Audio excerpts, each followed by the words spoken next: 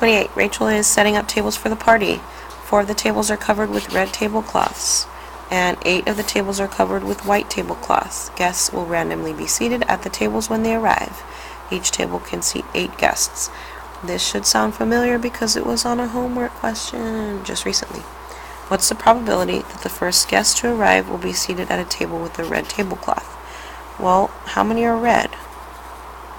It says 4 of them. And how many total tables do we have? Let's see, 4 here, 8 there, total of 12. So that's my ratio.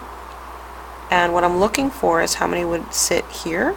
And I'm just going to simplify. 4 goes into 4 one time, 4 goes into 12 3 times. That's my answer. Letter G. This guy right here, this 8 seats, you can do it that way where you find out how many actual people are at each table, but it's still going to just simplify down to 1/3.